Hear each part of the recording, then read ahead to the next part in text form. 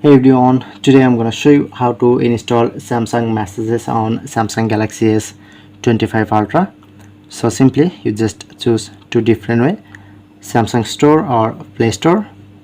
Like open Samsung Store, go to search option, search here to Samsung message, okay, and select, just click on to install or go to Play Store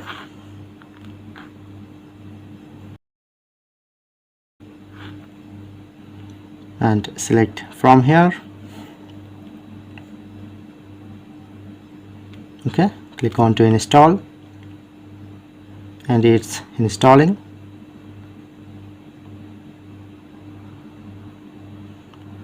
Okay, all right, now complete.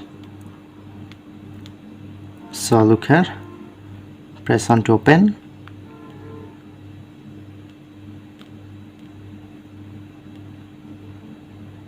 and select.